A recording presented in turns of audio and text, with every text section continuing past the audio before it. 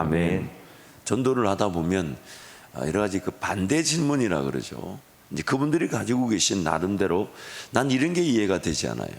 하나님이 이런 하나님이 하나님이시라면 왜 이런 일들이 일어납니까? 그런 반대 질문들을 많이 접하게 됩니다. 그래서 제가 한번 반대 질문들을 또 정리해 보기도 하고 또 반대 질문들을 정리한 사이트에서 내용을 좀 옮겨와 봤는데 그 반대 질문들을 보면 자세히 보면 어떤 답을 원하는 질문들이 있을 수 있고요. 또 자신들의 처지를 핑계 삼는 그런 질문들이 있을 수 있고 또 심지어 아예 우리가 전하는 그 복음을 거절하기 위해 던지는 그런 질문들 또 그런 것들이 있는 것 같습니다. 그래서 먼저 거절하기 위해 던지는 질문들인데 이런 것들이 있죠. 예를 들면 십자가에서 무능하게 죽은 실패자 예수를 내가 믿어서 뭐합니까? 뭐 이런 거. 또 세상의 악으로부터 지켜주시지도 않는 하나님을 무엇 때문에 믿습니까? 하나님께서 살아계시다는 증거를 보여주시던가 아니면 이해시켜달라. 고통스러운 일이 너무 많아서 하나님을 못 믿고 교회도 못 나가겠다. 예수님 한 분의 죽음으로 어떻게 수많은 인류의 죄가 모두 용서를 받습니까? 나는 못 믿겠습니다. 내가 직접 예수님은 불공평합니다. 죄를 많이 지은 사람이나 조금 지은 사람이나 똑같이 용서를 해주고 천국으로 인도한다니 말입니다. 기분 나빠서 못 믿겠습니다. 내가 직접 따먹지도 않은 선악과를 문제 삼아 나를 죄인이라고 하면 어떻게 그것을 정상적으로 받아들일 수 있습니까? 나는 그것을 절대로 인정할 수 없습니다. 지금까지 하나님을 믿지 않다가 이제 와서 비겁하게 하나님을 믿을 수 없습니다. 지옥에 가면 내 친구들이 많아서 걱정 안 합니다. 나는 기꺼이 지옥으로 가겠습니다. 정말 이런 얘기 들을 때마다 섬뜩섬뜩합니다. 또 예수를 믿는다면서 할 일 못할 일 다 하고 다니는 위선자들이 싫어서 교회 가고 싶지 않습니다. 또 가장 또 많은 얘기 이런 거죠. 저 자신만 믿겠습니다. 그 외에는 아무것도 또한 누구도 믿을 수 없습니다. 이렇게 아예 거절하기 위해 그런 던지는 그런 질문들이 있을 수 있는데 또 자신의 처지를 핑계 삼는 질문들이 있죠. 예를 들면 너무 바빠서 교회 못 나갑니다. 최소한 어떤 우리도 그 복음을 전하는 우리를 좀 배려하는 듯한 그런 느낌이 좀 있습니다. 또 헌금을 내는 것이 부담이 되어 교회 안 나갑니다. 여러분 이거는 확실히 우리 답을 해줄 수 있어요. 절대로 헌금하지 마시고 나오시면 됩니다. 이렇게 답해 주면 됩니다. 제가 예전에 그 신학교를 다니다가 일반 대학교로 이제 심리학과로 편입을 했는데 그 교수님이 이제 몇 분이 제가 이제 전도사인 줄 알고 참 그렇게 사역자처럼 대해주신 분이 있었어요. 특히 그 중에 한 분은 이렇게 권모모 교수님이신데 나중에 알고 보니까 사모님이 아주 신실한 권사님이셨어요.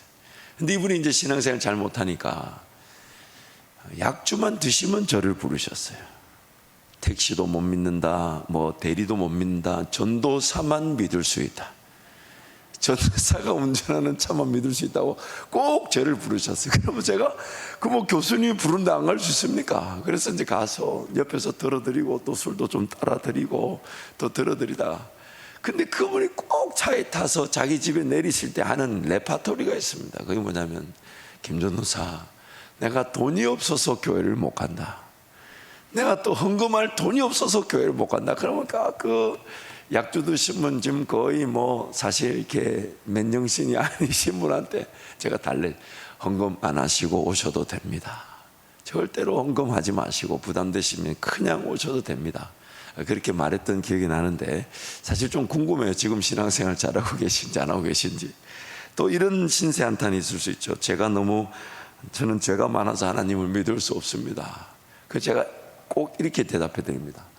제가 더 죄인이라는 것을 보여드릴 수 있습니다. 아니 저만 그런가요 여러분? 제가 더 죄인이라는 걸 보여드릴 수 있습니다. 또 이런 짓도 있죠. 교회를 다니면 포기해야 될 것과 절제해야 될 것이 너무 많아서 싫습니다. 반드시 당부해 주십시오. 포기하지 않으셔도 됩니다. 절제하지 않으셔도 됩니다. 그냥 나오시면 됩니다. 왜냐하면 이 문제도 하나님이 해결해 주실 문제지 우리가 그렇게 포기해야 됩니다, 절제해야 됩니다 말할 수 있는 문제가 아니죠. 또 정리할 것 좀 정리하고 처리하고 믿겠습니다. 이런 경우에도 이렇게 얘기해 주면 어떨까요? 하나님이 더 잘 정리되게 해 주실 것입니다. 하나님께서 더 잘 처리되게 해주실 겁니다. 또 저는 집안의 장손인데 제사를 못 지내게 해서 안 믿겠습니다. 꼭 얘기해 주십시오. 제사 드리면서 나오시면 됩니다. 왜냐하면 제사를 드리고 안 드리고보다 더 긴급한 게 예수를 믿는 문제이기 때문입니다. 예수를 믿어야만이 그런 것도 다 정리가 되는 거지. 왜냐하면 우리가 뭔가 죄를 이기고 뭐 안 할 것을 안 하고 예수를 믿을 사람 한 명도 없습니다. 그 있는 모습 그대로 하나님께로 달려나오면 하나님 이 문제도 해결해 주시는 것인데, 그래서 꼭 누가 이렇게 얘기하거든 얘기하세요. 제사 꼭 드리시고 예수 믿으셔야 합니다. 또한 제 기도를 들어주시지 않더군요. 그래서 더 이상 하나님을 믿을 필요를 못 느낍니다. 꼭 얘기해 주세요. 하나님이 그 기도를 들어주시려고 지금 기다리고 계신데 아직 안 들어진 게 아닙니다. 그 응답의 시간의 때가 있다는 것을 좀 상기시켜 줄 필요가 있죠. 또 술과 담배를 못하게, 이거는 뭐 제가 하도 얘기를 많이 해서 어떻게 얘기하면 된다고요? 어떻게 얘기하면 된다고요? 술 잡수시고 담배 피시되 예수 믿는 게 더 긴급합니다. 그래서 여러분, 행여나 우리 주변에 우리 교회 안에 그렇게 술 냄새 담배 냄새 나거든요. 철저하게 숨겨주시고 기다려주시고 품어주셔야 돼요. 왜냐하면 괜히 그 술 끊어야 된다 담배 끊어야 된다 해서 영혼을 잃을 수는 없잖아요. 영혼을 잃어서는 안 되죠. 그래서 꼭 그렇게 위로해 주시고, 또 일요일에 직장을 나가기 때문에 주일 성수를 하기 어려서 믿기 어렵다 그렇게 얘기하십시오. 그러면 아침 7시 예배가 있습니다. 아침 7시 예배가 있으니까 꼭 드리고 가시라고. 왜냐하면 모든 영혼은 있는 모습 그대로 하나님이 다 받아주시기 때문에 우리가 그것을 가려서 받을 수 있는 사람은 없습니다. 그러나 감사한 것은 그들이 때가 되면 그 하나님 앞에 그 시간이 아깝다고, 물질이 아깝다고, 그들이 소중하게 여겼던 혹은 끊지 못했던 것들이 성령으로 정리되게 되는 것이죠. 그때까지 우리가 품어주는 것이 바로 교회 공동체인 것입니다. 또 어떤 답을 원하는 질문들이 있죠. 예를 들면 이런 겁니다. 전지전능하신 하나님께서 아담과 하와 선악과를 따서 먹을지 안 먹을지도 모르고 에덴 동산의 선악과를 두고는 마치 교통 순경처럼 숨어 있다가 그들이 먹고 나니까 죄인으로 몰아붙이는 법이 어디 있습니까? 그런 하나님을 믿고 싶은 생각이 없다. 참 말의 표현이 제가 이렇게 옮겨 적으면서 참 고민을 많이 했어요. 참 이 고민으로 하나님 나라 고민하면 엄청난 영혼들이 살아났을 텐데. 근데 여러분 보세요. 한번 가정해 봅시다. 선과 악을 알게 하는 나무가 없다. 그러면 사람은 어떻게 됐을까요? 아마 선과 악을 알게 하는 나무의 열매를 따먹는 죄는 범하지 않았을지 몰라도 하나님을 영원히 찾지 않는 죄 가운데 빠졌을 겁니다. 하나님 없이 살아가려고 했을 겁니다. 그게 죄인 줄도 모르고 살아가려고 했을 겁니다. 선과 악을 알게 하는 나무는 즉 창조주와 그 피조물 간의 분명한 관계 설정의 최소한의 기준이었죠. 물론 그것이 우리에게 죄를 짓게 하는 또 안타까움이 되기도 했지만, 그러나 그것은 하나님께서 피조물들에게 창조주 하나님을 기억할 수 있는 뭔가를 주셨다는 그것이 최선이었다는 얘기인데, 만약 그것조차 없었다면 과연 하나님을 온전히 찾고 의지하며 살려고 했을까요? 어떤 방식이든 타락이 일어날 수 있었다는 얘기인데, 그 타락이 결국 죄가 죄인 줄도 모르고, 즉 하나님과 미덥지근한 그 관계가 죄인 줄도 모르고 평생을 영원히 살아가려고 했을지도 모릅니다. 더 비참한 최악의 결과가 나왔을 거예요. 또 이런 질문도 있죠. 하나님께서 계시다면 세상이 왜 이렇게 부조리합니까? 잊지 마세요, 여러분. 모든 정의가 실현될 날이 곧 오게 됩니다. 예수 그리스도의 재림의 날에 모든 부조리와 죄악은 다 무저갱에 던져지게 될 것이고, 하나님 나라가 온전히 회복되게 되나, 지금 그 죄 가운데로 말미암아 타락한 이 세상 속에서도 여전히 하나님의 정의와 공의가 실현되고 있는데, 그것이 바로 예수 믿는 성도들과 교회를 통해 그 하나님 나라 법과 질서가 실현되고 있습니다. 하나님 나라가 지켜지고 있습니다. 그리고 그 부조리가 여전히 난무하는 것처럼 보여도 하나님의 목적은 딱 한 가지입니다. 그 부조리 가운데 있는 죄인들을 기다려주고 계시다 보니까 그 죄인들의 죄와 그 실수와 실패까지도 하나님이 용납해 주고 계신 것이죠. 왜요? 그 죄를 짓는 인간들도 하나님이 구원받기를 원하시기 때문에. 그래서 그 죄인들을 용납하시다 보니까 그 죄인들의 죄와 부조리가 용납되는 것처럼 보이지만 그러나 하나님은 반드시 그것이 하나님의 정의와 공의의 기회가 되게 하실 것입니다. 또한 교인들이 왜 가난하고 병들고 고통을 당합니까? 왜냐하면 교인들도 그 죄 가운데서 얻어거리는 죄인들이기 때문이죠. 그 죄인들이 하나님의 법과 질서를 존중하며 따르며 살아야 되는데 그럴 능력이 없다 보니까, 그래서 여전히 교인들도 그 어려움, 경제적인 어려움, 사회적인 약자로 있을 수가 있고, 무엇보다도 교회는 사회적 약자를 섬기는 곳이죠. 고아와 가부와 나그네들, 또 그 하나님을 직접적으로 섬기기 위해 구별된, 그래서 기업을 가지지 않는 레위인들, 그런 사역자를 섬기는 곳이 바로 교회입니다. 그래서 교회 안에는 그런 약자들이 오히려 다 모였다고 해도 과언이 아니죠. 또 사랑의 하나님께서 어떻게 지옥을 만들 수 있습니까? 그렇다면 공의의 하나님은 어떻게 설명해야 될까요? 근데 너무 감사한 것은 하나님의 공의를 만족시키기 위해 이 지옥이라는 것이 이렇게 생겨났지만, 그러나 지옥을 만든 것은 사람의 죄로 인해 만들어진 것이죠. 그러나 하나님은 그 공의를 만족시키기 위한 그 하나님의 그 정의를 예수 그리스도께서 친히 값을 지불해 주시는 사랑으로 공의를 만족시켜 주셨다는 겁니다. 그러므로 이런 질문을 던질 때가 아니라, 그런 공의의 하나님이 이 땅 가운데 우리를 지금도 호흡하며 남겨두신 그 이유를 물어야 되는 것이 진정한 질문이 되겠죠. 또 하나님께서는 왜 악인을 그저 보고만 계시고 심판하지 않으십니까? 기다려 주시는 거죠. 회개하며 돌아서기를 바라시는 것이죠. 또 이런 질문들이 있죠. 예수님이 이 땅에 오시기 전에 태어났던 사람들은 예수님을 들어보지 못한 채 지옥 가지 않았습니까? 예수님이 이렇게 얘기하셨죠. 예루살렘아 예루살렘아, 암탉이 자기 새끼를 품으려고 구원하려고 애쓴 것이 몇 번이더냐. 하나님은 끊임없이 구원하려고 부르셨죠. 안 해보셨던 일이 없어요. 그래서 가장 대표적으로 정말 극단적으로 행하셨던 일도 그 홍수 심판이었어요. 계속 내버려두면 죄 가운데 사람들이 영원히 오래 살면서 그 죄를 계속 짓게 되니까 그 죄를 어떻게든 멈춰서게 해야 되는데, 그들을 부르시고 그들을 인내하셨지만 돌아올 줄 모릅니다. 그래서 하나님은 다시 새롭게 시작하기도 하시면서 또한 그 죄 가운데서 영원히 오래 살지 못하도록 그 홍수 심판을 단행하신 것이죠. 안 해보신 일이 없었습니다.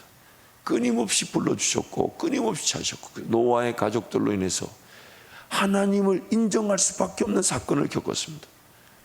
홍수로 온 세상이 심판을 당하고 그 가운데 구원을 받았습니다. 그렇다면 당연히 노아의 가족으로 세상이, 민족이, 인류가 시작되었다면 그 하나님의 심판이 기억되어져야 되는 것이 마땅한데, 흩어져 살면서 세월이 지나면서 그 홍수 심판에 대한 기억이 다 잊혀져 버렸어요. 예수 복음을 전해 듣지 못한 채 죽은 것이 아니라 하나님을 기억할 수밖에 없는 그 사건들을 잊어버린 채 멸망당한 것입니다. 너무 안타까운 일이죠.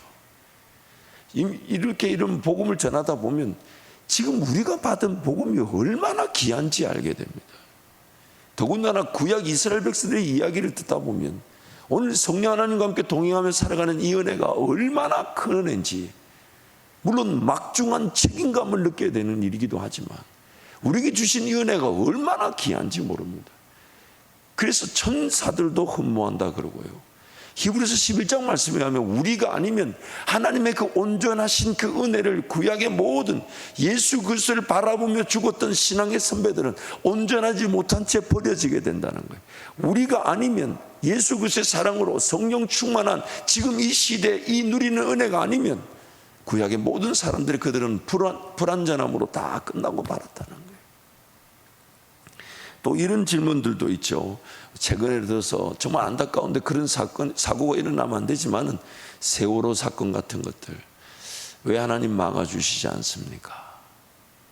정말 우리 바람이에요. 막아주시면 좋겠어요. 그런 안타까운 일이 일어나면 안 되지만은 그러나 여러분 그것이 하나님께 책임을 돌릴 문제는 아닙니다. 만약에 그런 일들을 막아주신다면 하나님이 인간의 욕심, 정욕의 선택, 잘못된 모든 길을 다 막아주셔야 돼요.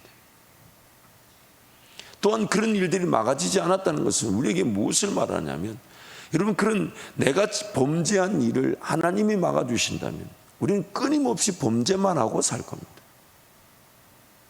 끊임없이 범죄만 하고 살 거예요.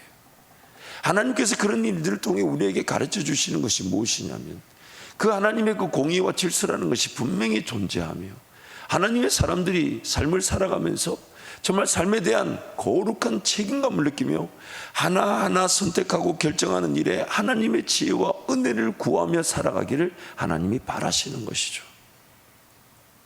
그래서 오늘 본문에서도 정말 우리 던져지는 가장 대표적인 질문 중에 하나가 질문으로 던져지고 있습니다. 그것은 하나님께서 이스라엘 백성들에게 하나님 그분을 드러내시며 또 구원하시기 위해 바로를 강팍해 하신 것은 그렇다면 결국 그 바로는 아무런 죄가 없는 게 아니냐.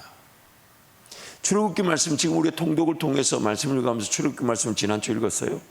그 출애굽기 말씀 보면 분명히 성경에 나옵니다. 하나님이 바로를 강팍해 하셨어. 완악하게 하셨어. 그 재앙이 10가지 재앙이 그대로 하나님의 뜻 가운데 나타나도록 이끌어 가시는 그 모습을 보게 됩니다. 그래서 이렇게 질문을 던지는 거죠. 바로가 무슨 죄가 있냐? 하나님이 강팍해 하시고 완악해 하셔서 그렇게 10가지 재앙이 나타난 거 아니냐? 그렇게 질문을 던지는 거죠. 그에 대한 답은 두 가지로 나타날 수 있습니다. 첫 번째는요, 하나님께서 바로를 완악하게 하시고 강팍하게 하셔서 하나님을 거절하고 불순종하게 하신 것은 그 근거, 바로를 강팍하게 하고 완악하게 하실 수 있는 근거를 하나님이 가지고 계신다는 겁니다. 그리고 그 근거는 뭐냐? 바로가 하나님을 섬겼던 자냐 아니면 하나님을 거절하며 하나님을 배반했던 자냐? 여러분 이미 바로는 하나님을 거절하고 불순종했던 강팍했던 사람. 그리고 그 강팍함을 하나님은 강팍함의 결과로 그 강팍함을 쓰셨고 그 강팍함의 심판으로 더 강팍하게 만드신 거예요. 여러분 이해가 되십니까? 바로를 강팍하게 만드신 건 분명히 성경의 기록이 맞습니다.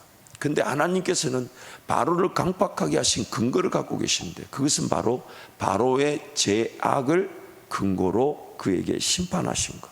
즉 바로는 이미 하나님을 거절하고 자기가 세상에 최고 으뜸인 양 교만한 위치에 있었습니다. 그 교만함과 그 죄악을 근거로 바로를 강팍해 하신 심판을 내리신 겁니다. 그러나 하나님은 그것을 이스라엘 백성들에게는 하나님 그분의 능력과 권세를 나타내는 10가지 재앙을 나타내시는 기회가 되게 하신 것이죠. 또한 두 번째 답은 설상 하나님께서 바로를 완악하게 만드셔서 그 일을 이루셨다고 해도 지음을 받은 사람이 던져야 할 질문은 하나님이 바로를 완악하게 만드셔서 바로가 그렇게 된 것이니 하나님께 책임이 있다고 말해 본들 아무런 가치가 없다는 거예요. 그것이 강팍하게 되어 하나님의 재앙을 자기가 드러낸 도구가 된 바로든지 아니면 바로를 강팍해 하셔서 하나님 그렇게 일하시는 것은 부조리 하지 않냐라고 질문을 던지는 우리든지 오히려 우리가 경계하며 던져야 될 질문은 뭐냐면 그럼에도 불구하고 내가 지음을 받은 자이기 때문에 하나님을 두려워한다면 지금 내가 강팍하여져서 그렇게 쓰임을 받는 불의의 도구가 됐다 할지라도 오히려 엎드리며 은혜를 구해야 될 것은 하나님 나를 불쌍히 여겨달라라는 질문을 던져야 된다는 것입니다. 우리 인생은 많은 질문들을 가질 수 있습니다. 결국 그 질문들이 궁극적으로 하나님을 찾아가는 방향에 들어서게 하며 하나님의 그 은혜를 누리게 하는 기회가 될 것입니다. 중요한 것은 뭐냐면 예수 그리스도를 믿고 난 다음에 오히려 우리가 많은 질문들을 통해 이해할 수 있는 기회를 가지고 있습니다. 물론 내가 어떤 지식을 가지고 이해를 가지고 하나님을 믿을 수 있는 건 아닙니다. 성령이 나로 하여금 예수를 믿게 하셨을 때 하나님의 자녀가 되고 난 다음부터는 그 믿음이라는 것을 기반으로 해서 이해할 수 있는 길을 걸어가게 됩니다. 그래서 성경이 뭐라고 얘기하냐면 너는 배우고 확신한 일에 거하라고 말씀하시는 거예요. 어떤 지식이나 지혜를 가지고 이해를 해서 믿을 수 있는 게 구원이 아닙니다.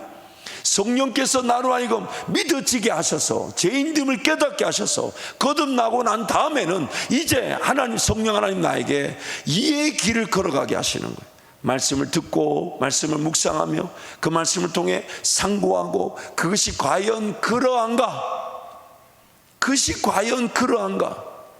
믿음을 기반으로 해서 이해할 수 있는 그 길을 걸어가게 하시는 거죠. 그건 항상 믿음이 전제됩니다. 왜냐하면 보이지 않지만 들리지 않지만 이해되지 않지만 성령께서 가자 하시면 갔더니 돌아보니까 그렇게 와야만 했었구나 이해되어지게 되는 것이죠. 그러므로 오늘 우리의 신앙에 가장 기본적인 우선적인 질문, 여러 질문들은 다 중요할 수 있습니다. 부조리에 대해서 특히 그 신정론이라고 그러죠. 하나님의 정의, 왜 그런 것이 우리 가운데 고통이 있느냐, 왜 그런 악이 판을 치느냐, 왜 그런 악인들이 여전히 용납되느냐. 물론 그런 질문도 중요합니다. 그러나 그것보다 더 우선적인 질문이 있습니다. 그것은 하나님이 살아계시고 내가 지음을 받았다면 마땅히 지음을 받은 자로서 하나님을 확인하고자 던지는 질문이 우선되어야 된다는 거예요. 이것이 중요한 거예요. 인생에 여러 풀리지 않는 일들이 있을 수 있습니다. 예전에 어떤 청년이 저한테 그러는 거예요. 목사님, 제가 그때 정말 어려워서 정말 하나님께 기도했는데 하나님이 안 들어주셨어요. 그래서 제가 신앙생활 안 해요. 앞뒤가 맞지가 않아요. 내 인생의 문제가 해결되지 않은 것은 하나님 뭔가 뜻이 있으시겠죠. 그러나 그 하나님을 거절한다면 그러면 이 땅을 지으신 하나님을, 삶이 끝난 다음에 만난 하나님을 거절하는 셈이 됩니다. 오늘 우리 인생에 정말 중요한 것은 여러 풀어야 될 인생의 문제들과 질문들이 있을 수 있지만은 내가 우선적으로 던져야 될 질문이 뭘까? 그래서 이것을 이렇게 예수님은 기도하셨죠. 하나님, 내 뜻대로 마시고 아버지의 뜻대로 이루어 주십시오. 심지어 지금 내가 기도하고 있는 제목들도 중요합니다. 하나님 그런 거 무시하지 않으세요. 지나고 보니까 그런 것도 응답되게 하셨는데, 그러나 우리의 기도도 무엇이 우선되어야 되냐면 하나님, 지금 제가 생각하는 기도보다 하나님이 더 우선적으로 여기시는 것이 있으십니까? 왜냐하면 우리는 지음을 받은 존재이며 하나님은 우리를 지으신 창조주시기 때문입니다. 그에 합당한 질문을 먼저 던져야 됩니다. 그리고 그 질문을 던지는 것으로 삶을 시작하고 살아갔어야만 했습니다. 그 질문을 먼저, 태어나자마자 우리가 죄인이다 보니까 그런 데 관심이 없는 거예요. 그래서 부모들조차도 그런 자녀들에게 그런 것들을 가르쳐 주며 살도록 도와주지를 못했어요. 먼저 던져야 될 질문이 뭘까요? 나란 존재는 누굴까요? 나는 왜 태어난 걸까요? 우연히 태어난 걸까요? 아니면 창조주 하나님의 목적이 있는 걸까요? 어떤 계획이 있으신 걸까요? 아니, 이렇게 질문을 던져봐야 되죠. 왜 살아야 됩니까? 그냥 세상에 던져진 존재들입니까? 하나님을 인정하지 않고 사람의 존재를 해석하려고 하다 보니까 결국 그 실존주의자들이라는 철학자들이 내린 결론이 뭐냐? 인간은 세상에 던져진 존재라는 거예요. 왜 던져진지를 파악할 수가 없다는 거예요. 이유는 딱 하나입니다. 지으신 하나님을 인정하지 않기 때문에. 그래서 그냥 살아야 된다는 거예요. 그냥 삶 자체에 최선을 다해야 된다는 거예요. 어쩔 수 없이 살아야 된다는 거예요. 그러나 자연 만물만 봐도 사람은 핑계 댈 수가 없습니다. 신적인 창조, 하나님의 창조를 부인할 수 없는 세상을 우리는 살아가고 있습니다. 작은 질서 하나도 지켜지지 않으면 우리는 뜨겁든지 아니면 차갑든지 얼어 죽든지 둘 중에 하나라고 그래요. 세상 창조 질서 하나가, 작은 것 하나 지켜지지 않으면 우주 공간에서 그냥 다 튕겨져 나가 죽고 마는 게 인생입니다. 근데 그 모든 것들이 정확한 질서 속에 돌아가고 있는, 즉 창조되어진 대로 또한 섭리하고 계시는 그 하나님 은혜로 살아가고 있다면, 오늘 우리가 던져야 될 질문은 하나님의 하나님 되심과 지음받은 나, 피조물로서의 존재, 그 위치를 확인하고 마땅히 그에 대한 질문을 던져야 된다는 것입니다. 그래서 오늘 본문 21절에 24절 이렇게 얘기하는 거죠. 우리 함께 선포하겠습니다. 토기장이가 진흙 한 덩이로 하나는 귀 있을 그릇을, 하나는 천이 있을 그릇을 만들 권한이 없느냐? 만일 하나님이 그의 진노를 보이시고 그의 능력을 알게 하고자 하사 멸하기로 준비된 진노의 그릇을 오래 참으심으로 관용하시고, 또한 영광 받기로 예비하신 바 긍휼의 그릇에 대하여 그 영광의 풍성함을 알게 하고자 하셨을지라도 무슨 말을 하리요? 이 그릇은 누리니 곧 유대인 중에서뿐 아니라 이방인 중에서도 부르신 자니라. 그래서 하나님께서 어떤 인생은 기 쓰는 그릇으로, 어떤 인생은 천이 쓰는 그릇으로 만들었다고 합시다. 이제 본문이 말하는 대로요, 어떤 그릇은 기 쓰는 그릇으로, 어떤 것은 천이 그릇 쓰는 것으로, 그래서 하나님이 불공평하니까 일단 그렇게 만들었다고 칩시다. 그런데 내 삶이 기 쓰는 그릇이라기보다는 천이 쓰는 그릇으로 치부되는 것 같아서 하나님께 따지고 원망한다면 그만큼 어리석은 것이 있겠느냐 하는 것입니다. 그걸 핑계로 내가 하나님을 거절하고, 그걸 핑계로 내가 하나님을 떠나 산다면 그것만큼 어리석은 인생이 있겠느냐 하는 것입니다. 그러고 있을 시간이 없다는 겁니다. 그렇게 핑계댈 수 없다는 겁니다. 얼른 엎드려서 하나님 은혜를 구하고, 비록 내가 천이 쓰는 그릇처럼, 심지어 바로가 자기가 강팍해되어 그렇게 하나님의 불의의 도구가 됐다 하면, 그럼 바로에게 요구되는 건 뭐냐면 얼른 하나님의 엎드려서 자비를 구하고 긍휼을 구할 일이지, 그래 하나님 불공평하셔라고 하나님을 거절할 일이 아니라는 겁니다. 비록 현재 그 사람이 바로처럼 완악하게 혹은 강팍하게 하나님을 거절하고 배반하더라도 그가 여전히 생명을 가지고 있고 호흡하고 있다면 하나님께서는 그를 참고 계신 것이고 용납하고 계신 것이지 그를 버리신 게 아니라는 것입니다. 그래서 에스겔서 말씀에 이런 말씀이 있어요. 에스겔서 33장 11절 말씀에 너는 그들에게 말하라. 주 여호와의 말씀이니라. 나의 삶을 두고 맹세하노니 나는 악인이 죽는 것을 기뻐하지 아니하고 악인이 그의 길에서 돌이켜 사는 것을 기뻐하노라. 이스라엘 족속아 돌이키고 돌이키라. 너희 악한 길에서 떠나라. 어찌 죽고자 하느냐 하셨다 하라. 하나님의 마음입니다. 하나님의 마음. 무엇보다도 인간적인 시선에서 보자면 하나님께서 왜 저 사람을 저렇게 사랑하시고 긍휼과 자비로 대하시는가라고 여겨질 만큼 이해될 수 없는 상황이 생기더라도 그것을 불공평이라 여기며 원망하거나 불평할 것이 아니라 하나님께서 나에게도 그런 긍휼과 자비로 함께해 주셨고 함께해 주실 것이기에 더욱 겸손하게 하나님 바라보며 하나님 은혜를 구하며 사는 것이 가장 하나님의 은혜로 사는 인생입니다 라고 성경이 말하는 것입니다. 여러분 디모데 후서 우리 잘 아는 말씀이죠. 디모데전서 2장 4절 말씀 우리 함께 선포합니다. 하나님은 모든 사람이 구원을 받으며 진리를 아는 데에 이르기를 원하시느니라. 하나님은 모든 사람이 구원을 얻으며 진리를 아는 데 이르시기를 원한다. 그러므로 여러분 오늘 우리가 하나님 앞에 기도할 때마다 하나님께 먼저 물어야 합니다. 하나님, 제가 우선적으로 기도해야 될 제목은 무엇일까요? 나를 괴롭히는 여러 질문들이 있습니다. 그래서 이해가 되지 않고 또 하나님을 쉽게 받아들이지 못할 만큼 의심이 되게 하고 또 원망이 생기게 만드는 인생의 질문들이 있을 수 있습니다. 그것이 머지않은 고난의 성령께서 반드시 해결해 주실 질문들이겠죠. 왜 여전히 인생의 문제가 풀리지 않고 있는지, 저 어려움과 아픔을 해결해 주시면 하나님을 만나고 돌아올 텐데 왜 어려움과 아픔이 즉각 해결되지 않는지, 또 그런 질병이나 질환들이 여전히 왜 인내하며 기다려야 되는지, 또 이해되지 않는 그런 상처와 아픔들, 또 사건과 사고들이 왜 일어나는지, 정말 우리 눈에서는 다 이해하고 해석하기 어려운 일들이 여전히 인생 가운데 일어날 수 있습니다. 그런 문제들에 대해서도 하나님께서 분명히 답을 가지고 계시고 또 우리에게 은혜를 베푸셔서 알게 하실 날이 있겠지만, 그러나 오늘 우리에게 먼저 던져져야 될 질문은, 하나님 그럼에도 불구하고 하나님의 은혜면 충분합니다. 하나님 은혜면 충분합니다.